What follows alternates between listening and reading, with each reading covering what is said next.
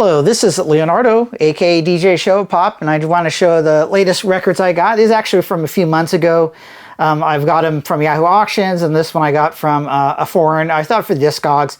But this is just my little grouping of records I got at the time. It's not really a big number, but it's very important. There's a lot of very important records, especially towards the end. Now, what we see here is the first Yolinda Yan album, or the second album. She was a member of the Onyanko Club. She was the only foreign member of the group. She was from Hong Kong, and she was a canto-pop singer.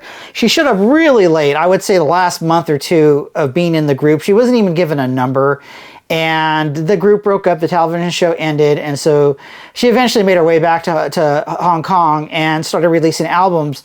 I always assumed that her albums were released like in the 90s, but she actually started recording in the late 80s, and she did have three albums on vinyl, one best of, and a 12-inch. I'm not sure if she had any 7-inch singles or anything, but this is her second album. Very difficult to find. All of her albums are difficult, and if you're a canto-pop collector, they're very hard to find because there just wasn't that many. You know, Hong Kong is a small population. It was part of the English Commonwealth, so some of these records would show up in like New Zealand or Australia or England, and that's kind of where I picked this one up. I think it was from a European dealer that had it. Somehow they came across it. So this is Yolinda Yan, and the name of the album is called Zin Xian Dian Dal. It's CBS Sony CBA 201, and it came out in 1988. It's a canto-pop album, so she's singing in Cantonese. She did release like I said, released a handful of albums, and I think her career lasted up through like the mid-90s. I know she had some CD albums in the 90s, but a lot more obscure to find more information on a lot of these canto-pop singers because, again, the information just really got out, and how much they produced and what they produce is a little bit hard to document sometimes, especially when it comes to like 7 inches or best ofs or anything. So yeah, it's kind of cool. They don't include in the official Yan Yan album selection of all the albums. There are 63 albums. They don't count her albums, which is quite unfortunate because she was a member, regardless of how short it was. And she was on CBS Sony, which I think Sanye was on CBS Sony, I believe, and a couple other ones. So it was still like in the vein of her being on the same label of some of these artists, and it's a shame that she's kind of forgotten as a Yan Yan member. But I feel it's important to locate her albums and put them in with the other solo albums of Yan Yan. So that's it. I'm really happy to get it. It's super difficult to find, like most canto-pop albums, but I'm really super glad I found it. All right, so let's go to the next one here. So this right here. All right, the next album is Tsukasa Itoh. This is a mini album called Tsukasa in Wonderland. And if you remember my last video, I got a nice comp. I got a nice lot of records, and it pretty much got her entire catalog, pretty much except for 2 records, and I think another compilation. So this was one of them.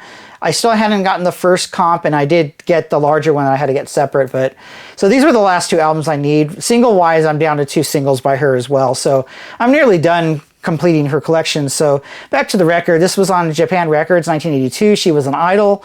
This is JL, 1982. 7 songs, mostly written by Kazuhiko Kado from the Folk Crusaders in the 60s, and of course he later went on to Sadistic Mika Band. And if you're familiar with Macross, he wrote the Do You Remember Love song with his wife, Zuzu. So this is her first compilation, or I'm sorry, this is, like I said, a mini album, Tsukasa in Wonderland. So it's pretty cool. It's a low price thing, but I've already listened to it. It's a really cool little album by her. So yeah, so this is kind of what I'm at right now with her stuff for her albums. So this is the second one, and this is her first compilation, Tsukasa Itoh, and this is called Japan Tenshi, or Japan Angel.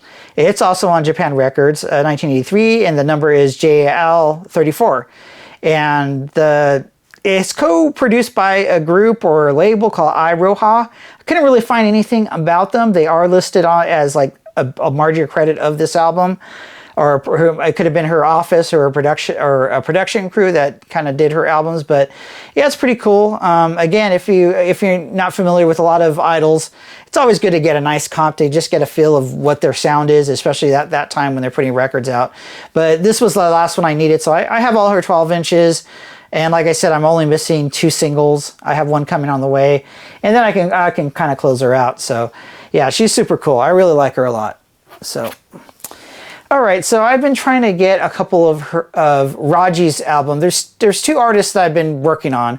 Rajie's one of them, and Asami Kado. And I'm for Rajie. I'm down to her last album. Espresso is the last one I need, but this was 2 of them I needed. Some of the earlier ones I needed, and I have since got them all, except for Espresso. This is her debut album called Heart to Heart, released in September 1977. And it's on CBS 25AH295. The 25 stands for the yen, 2,500 yen for the price of the album. And it's a pretty cool album. And one thing that was really cool about it that I did not know, that it does say city pop on it, on the obi. And I've been trying to figure out like what albums have those terms on them. And I believe it's this one. I'm looking at it right now and I don't see it. But I know one of these albums has actually says city pop on it, which is kind of cool. I've only been able to find 9 albums that either says city pop or city sound or city music, which were really the terms that were used at the time. But it's a fantastic album. There's something, you know, like I said, as you can see, I kind of don't collect an artist until I know, like, I can really sit down and really find all their albums. And so the first 2 albums were the ones that I needed, and this one is one of them. It's a great cover. It's iconic. If you're a fan of her music, this is a very iconic cover for her. So, and the other one I needed was this one right here, Love Heart. And also, just like the other one, it is a fantastic album. Love Heart was released in 1978. And it's 25H663, and it's cool. I love it. I mean, she's both those albums, and in fact, her whole catalog is it's pretty loaded, which is fantastic music. It's great that I finally was able to take some time to get her as well as Asami Kado for my collection, and yeah, I'm pretty happy about this. Really getting it. I don't know which one says city pop on it, but I know it's one of them. It says on the obi. I think it might be one of another album I picked up by her. So. All right, so speaking of Asami Kado, this is her debut album right here with the beautiful artwork. It's called Fascination. It came out in 1979. Uni Records, GU 2001. And again, it's another great album. She had a good sound. I have since completed her records, and except for her comps, she had quite a few comps. I think 4 or 5 of them. And I only have 1 of them. And I don't have the other 4, so she has quite a lot of comps. It's interesting how much her sound changed, especially when you get to the last 2 albums. I like to have a bigger discussion about that with other fans of hers, that it's almost like they almost kind of turned her into her idol. Her singing changed, her sound changed, the way she was presented changed. And I know there's always a music shift or a visual change, but it's very different. Her last couple albums are very different from what she originally started with, which was, again, more of a city pop AOR sound that she had on her albums. But like I said, since then I've gotten all her albums, and I really have to get a good listen through for these albums. But yeah, this is it right here. This was at the time, I think besides the last 2 albums, this was one of the last ones I needed. There you go. Another artist, and I've had a lot of good information about her music. This is Miyoki Yamaguchi. She was a good songwriter. That's how I discovered her. She wrote songs for Wink and Onyanko Club, and she was very prominent with her songwriting, but she had a kind of small career earlier on with only 3 albums, and after those 3 albums, she backed off from being like trying to present herself as a singer-songwriter and just focused on being a writer and producer for other artists, especially a lot of idols at the time. And so she kind of had a short career, not very long as an artist. And there's a big break between when she did these albums in the 80s, and then she later on did albums in recent time, in the last 10, 15 years, she's released about 3 or 4 albums. And so there's a huge break between her earlier era and her era now. So this is her debut album right here. It's from 1980. It's called Yumihito. It's on the F label, C28AO131, and it came out in November 1980. What I like about her, 2 of those 3 covers are very modern. This cover right here could easily be an album that came out today. The artwork is fantastic. It is just absolutely beautiful.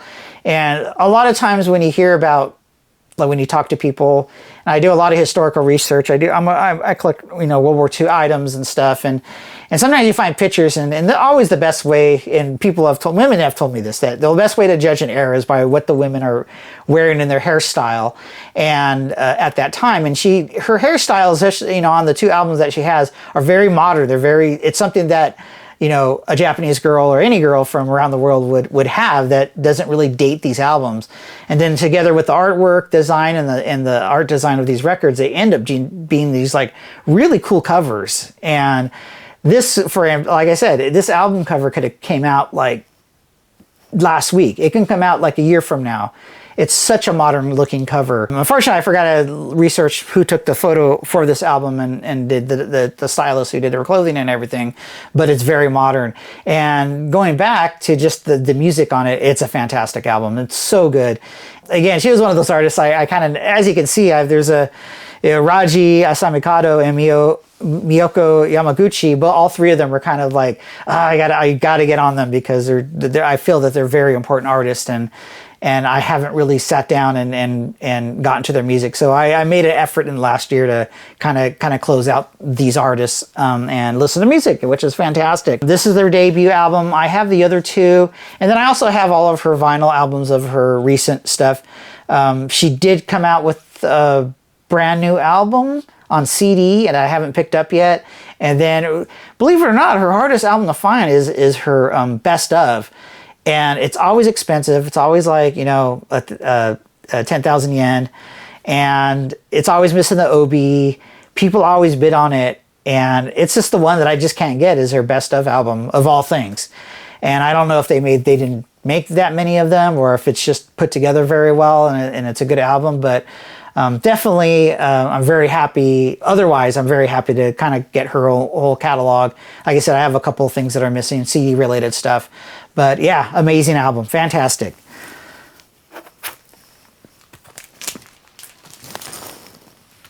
All right, this was a closeout for 5 releases on a sub-label from Victor Records called Zen Records. Now, it was a very small output. I think they did like 15 singles, and then 2 series of albums. I think one series is like 12 albums, and then there's a second series, which is the one that I have pictured here, which has 5 records on it. So it was more of like I don't want to say experimental, but it's very off the beaten path for what Victor was doing at this time, with just their standard records that they were released by people, by artists and bands. So it tended to be kind of jazzy, art rock, a lot, you know, just very kind of off the beaten path, but good stuff. And so one of them I got was because of the artist. Let me look at my notes here. Kiko Maruyama. She had 2 releases on Zen Records during her career. And when I looked at it, there was only 5 records on this Zen 5000. So this was the first one of the second series of albums, Zen 5001. And this record is a jazz and a combination of jazz and singer-songwriters. This is a Tatsuya Takahashi and the Tokyo Union, which is a jazz ensemble, modern jazz. And the name of this album is called Black Pearl. It's the first in the series, and this came out in 1980. This album is I believe it's a mix, so I haven't listened to it. I believe it's a mix of live music and a mix of studio stuff. But it features Herbie Hancock, and there was a live album recorded at the Automat in San Francisco, California, September 1980. So this album was I think wholly or partly recorded in the United States. Jazz music has always been kind of more open with people from around the world. From, you know, you can be a jazz musician from any continent, and the jazz community is always open for that, where when it comes to pop, it tends to be a lot more insulated. Well, it's sung in a different language. We can't play it on the radio. Where jazz music, you can just play jazz music. So it's kind of cool. You got a Japanese artist, Tatsuya Takahashi, and you have Herbie Hancock, American jazz artist. And so this was the first release on that second series. And I haven't listened to it, but there's someone who mentioned it on the Facebook page I am on, the City Pop page, and they said it's a great album. So I can't wait to hear it. I'm looking forward to hearing it. The series only had a couple artists on it, 3 or 4, the second one. And it had Kiko Maruyama, Yukari Ishiki, and she was kind of like a idol singer, but it was more rock. So she went by 2 names. And her original was this, and then she later did a lot of Anna-song type stuff. But originally she did like this kind of idol rock record on the label, which is, again, kind of a little bit off the path. Mikio Masuda. I ended up getting up all 5 records. I said, you know what? I got the Mickey Finn, I think who it is. I think that at least that's the name of the album. And that album is a fantastic jazz album, and it's just great music. Great danceable jazz music. And so when I got that, and I got the Kiko Maruyama and the other ones, I just realized it was time to I might as well just get this one because I already have the other 4. So that's what I did. So that's what this is here, and I'm looking forward to hearing it. I haven't had a chance to see it, but yeah, Zen's a very kind of an odd little label, a sub-label for Victor, and I love the artwork too. That's fantastic. Just cool. Just cool. All right, so another one which is becoming a long-term artist in my book is Minako Yoshida right here. And it's been a little bit difficult getting her catalog. They're just, a lot of the records are very expensive. They're always bid on. I did complete the RCA, RVC era. So it's time to move on to the later stuff on Alpha. I'm still missing her first album, the one that's more the folky album, but yeah, this is just fantastic. I am just blown away of how wonderful this album is. This is Monsters in Town, 1981, November, LAR 28031, and I was blown away. Just, I DJ this record all the time. I kind of wish I had it back when I was doing Tune in Tokyo. She had 5 records from this Alpha Moon era, and so this is the first one. So I still need the other 4. But it's kind of cool to finally just get into this later art. The RCA era was just really tough. Again, was just really sought after, very expensive, trying to find good, clean copies of these albums. So moving into this era is fantastic, but it's been taking a long time because she has a lot of albums. She did a lot of albums back in the 90s as well. So I'm really happy about that. So this is one of her later albums called Bells. This was released in 1986 originally, and I believe it was a CD only. Didn't have a vinyl release. But so this is the first time issued on vinyl. It was part of a series of reissues that were going on at the time. I haven't had a chance to listen to it, but a lot of people say that I read online on some Japanese sites saying it's a really good album. It's a really nice presentation too, because it's not just a cover. That this black part right here is actually glued on like a print. And it looks like it's signed at the corner, but it's just printed that way. And it's really cool how they kind of uplifted it by having like the print glued onto it. I haven't had a chance to listen to it, but I hear that it's a great album. I think it might be even a Christmas album, if I remember right. I'm trying to grab some of these later albums that had never been released on vinyl that they did a run about maybe 4 years ago. So they're starting to get a little bit obscure, so I'm trying to get them before they're completely unavailable. So anyway, that one's cool. I'm really happy to get that one. And another one from the reissue that only had a CD only, and this is a Dark Crystal. This was released originally in 1989, also first time on vinyl. This was reissued first time issue on vinyl in 2023. So it was a good 3 years ago, but they're drying up, so I'm trying to grab them when I can, and I see them at a good price. And the cool thing about this one is, again, 1989, again, I don't know how much the artists change from what they originally did in the 70s and 80s.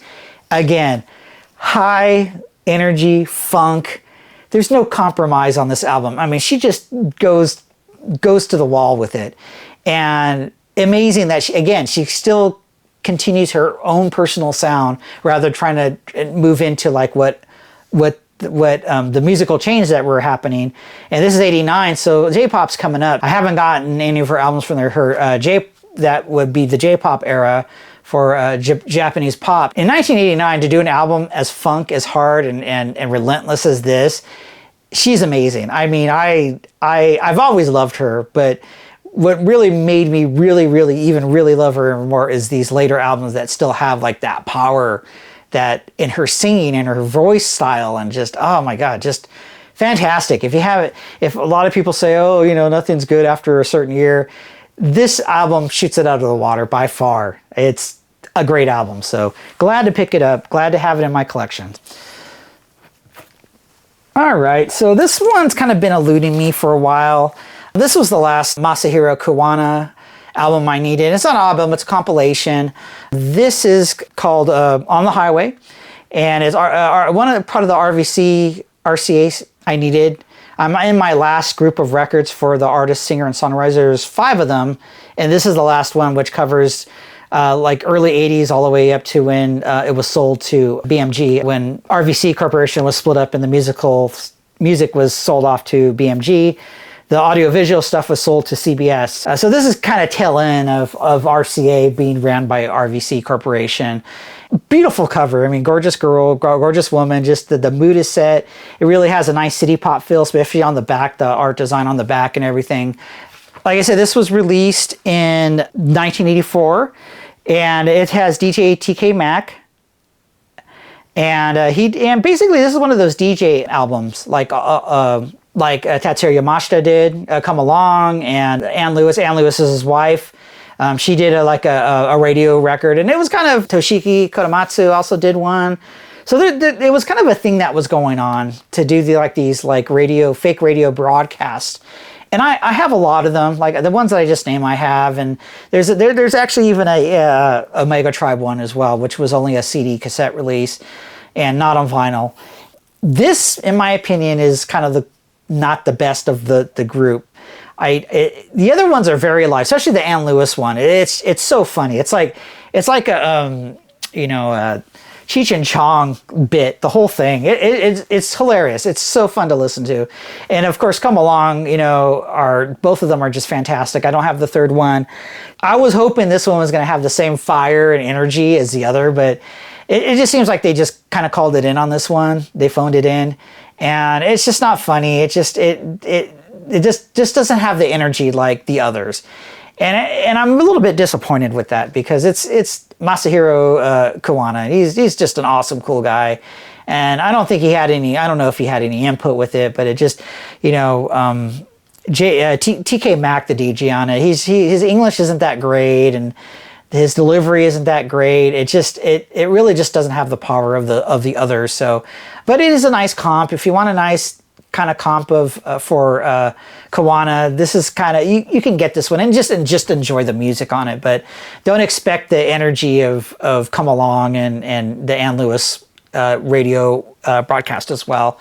But it's great to have it. It's a great cover. I do love the packaging. Is fantastic, and really cool to finally have this one, because this one's kind of been on my back burner for so long that I just never got a chance to finally pick it up at a reasonable price. And it was also kind of always expensive. It was always like in the 3,000 yen range. And I think I finally one popped up for like 800 yen and nobody bid on it. So I was able to snap it. So it's cool to get kind of some of those more later RVC records. I haven't really concentrated on closing that one out yet, but it's probably going to happen maybe later in the year. Here we go. All right. So this is where things are going to get kind of interesting. These are the like I said, our RVC, they have their split up RCA, they had their singer-songwriter, they have the ones where they self-produce the band and kind of guide it. If like a sumo wrestler who wants to release a record, it would go through that second round, and they're Inca singers and their idols, Hidemi and Machi would be also in that second group of records of just kind of we're going to produce you, we're going to do it. So, but like I said, like the Kawana record I just showed you, there's 4 levels, 4 different runs of these records. And the harder ones to get is this first run, which is the RVH 8000 series. It's been difficult. They're all very hard to find. It was, I call it a crossover era, where it's kind of coming out of new music, but it's not quite new music, but it's kind of not city pop either. It's kind of just in this really beautiful group of records. there's not that many of them. I think there's 16. 3 of them are unaccounted for. And they're all just so wonderful records. They're so beautifully produced. And this is when RVC started producing Japanese artists for this series. Because before, RVC was already around for a good 4 or 5 years before they started doing Japanese artists. RCA was doing it, but it was through Victor. And it's convoluted. I'm going to be doing a video specifically on how this all comes together, how it started and how it ended. But I was going to do that second group of records, which I have all of them. There's like 40 or 50 of them. I have them. But I really needed to start with this, with the RVH 8000, which starts in 1976, 77. And this record, for instance, is not even on Discogs. I was just searching the numbers and it popped up and I was able to get it. This is Hiroshi Endo. And the name of the album is Shuzen Hororu Natural Drifting. And this is RVH 8004, so it was the 4th release. And it's cool. It's a very cool cover. I can't believe it. I don't think it ever had an Obi. It could have, but it's such a rare record. I just don't know other copies that popped up. But again, he was a singer-songwriter. I haven't listened to it, but the album cover alone is just the price of the admission. I was shocked when I said, yeah, that's cool. And that's how it is. That whole group of records, and now that I have them all, I can actually do a video on all these records at this time. So I'm very happy about that. Very cool. Fairly happy to have it. So these are the last 4 I needed. They're coming up now. So, all right. So here's another one here, and this is Itoh Kanazawa, and the name of it is The World of Kanazawa Itoh Kanazawa E Tonoka Sekai. This came out in 1976, RVH 8008. This one doesn't pop up as well as either. It was one of the ones that just sat there and no one bought it for a long time, and I finally just forked out the money and got it. It wasn't a lot, but again, once I got the others, I realized, okay, I better grab this one because this is kind of one of the last ones I need. Again, another singer-songwriter. I haven't listened to it yet, but it definitely is the world of, is very common phrase in a lot of these RCA singer-songwriter. I think it pops up like 4 or 5 times on different albums where they'll say the world of this artist or the world of this artist, but I haven't listened to it. I'm really looking forward to listening to these last group of records here. And all right, let's go to the next one. All right, so this one I have known about for a very long time, and it kicked my ass trying to find a copy of it. It did pop up on Discog. It was missing the Obi. It's like, I already have all the other ones with the Obi. These Obis really say a lot of really interesting things. And so that's kind of historically, especially when I do start doing the reviews of these albums, those Obis have information that's relevant to what I have to say about the artists and stuff. So this is Juliet. This is a rock group, and the name of the album is called Yoko Sukabe, and RVH 8011.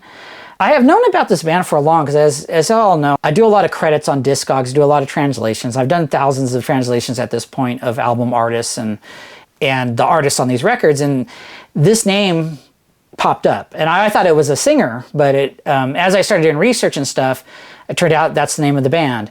They pop up as backup bands, and they pop up as backup singers, and there was just a cool, mysterious band, and I just couldn't find the album. It just would never pop up, and it was kind of a little bit hard to locate because of just it being a simple name. You look up just Juliet, and you'll get every Romeo and Juliet album on Discogs or whatever, or on Yahoo Auctions or eBay. So it was a little bit tough to find, and it finally popped up. Again, it just kind of magically, all the last ones I needed all kind of popped up. And yeah, I did listen to this one because I couldn't wait. I said, look, I've known about this band. I popped it on as soon as I got it. It's great. It's very, again, it kind of new music, that kind of folky rock, but a little bit more on the rock side than the folky side of it. But the last song is a very Pink Floyd-ish sounding song. And I'm not saying like Dark Side of the Moon or anything, but I would say more of along the lines of Adam Hart Mother or more. And especially the last few songs, especially the last song, it's an outright Pink Floyd song, in my opinion. It just has that vibe that if you're into that really early 60s Pink Floyd sound, there's a fantastic Pink Floyd sounding song on this record, and it's cool. They're just a good band, and again, as far as I know, this is the only album they ever released, and I don't think they even did a single. I'm really happy I got this one. I love the cover, very kind of like that moody, almost city pop. If it was a little bit more brighter, it would be like a nice city pop, like bright surf beach record, but it still has a little darkness on it, and I like that. That's what I like about it. Super cool. I'm very happy to get it. And so the last one is, like I said, I saved my last record to kind of the rarest or the more difficult one to find, and it's this one right here. And this is a folk group, all female, three-member folk group called Reissues. And the name of the album is Wakakusai no Kigitsu, Young Grass Season, and it's RVH 8012, folk trio. It features three lady, young high school, college-age girls, Chiiko Shinpo, Kunihiko Sugawara, and Naoko Hasagawa. Naoko wrote some of the songs for other artists and the anime, the Kabacha Wine. And so she did some, later on did some Anna song stuff. And this is kind of all they did, but this is a very difficult record to find. It's always kind of real expensive in the, $100. I just had to really patiently wait. What's so great about this, I mean, that cover is absolutely so cool. Just love it. But it has an obi. The obi's right here, and it's integrated into the artwork of the album cover. And it's one of those rare, like I can buy albums. Okay, there's no obi. Oh, well. Most of that I like to get them because there's pertinent information for the translations I do. But this is one where I must absolutely have to have that obi because it's integrated so cool into the album cover. It's almost, you can barely see it. And I love it. I think it's really well done. I haven't had a chance to listen to the record, but it seems like it's kind of a sought after record. Again, it's not something that rolls off your tongue for, city pop collectors and stuff, but it seems like in Japan, it's still considered somewhat of a cult album. So it's always kind of high dollar. If you find it at a thrift store for 1,000 yen or 100 yen, pick it up, But on the open market for value, what people know about it, it tends to be a very expensive record. And it was one of the ones that I just kind of had to wait. And I did pay for it. I still paid a lot for it. But I'm really glad I own it. It's just a super cool cover. And it was one of the ones that the Juliet record and this one were the two that were like, I don't know if I can get all these records because I know I'm going to have to drop some money on the Reissues record, and I know and I've never seen the Juliet record for sale, but they both fell in my lap. Plus one that I had never seen for sale. So there's at this point there's only 3 missing records from this series. I don't know if they're ever released. RCA, RVC is kind of funny with their like teens records, and I'll discuss that when I do the review of these album covers or the albums. But it's glad that I finally got the record and I have the complete set, minus the 3 that are unknown that I haven't been able to find yet or identify if they're even released. But so it's done. I got that full series. I can do the first 3. The 4th one I'm still finding records. I haven't really put any effort into it. But the first series is done. The second series with Spacey and all those cool records is done, and the one after that is done with Toshiki Kodomatsu. And so really I'm down to like that last 3 or 4 years before RVC was broken up and sold to BMG. There's going to be a really good adventure coming up soon with all these records. So I'm really glad to kind of close this out with these the RVH 8000 series. So thank you. I appreciate listening to the show. I do have a box that I came also about a month ago that I haven't reviewed yet, but I'm waiting for another group of records to come in, and I'm going to combine the 2 because there wasn't really a lot in that set. That the next group after this one, there's like maybe 12 records. I didn't really buy that many albums, but yeah, thank you, appreciate it, and I have a couple of other videos coming up shortly. Thank you.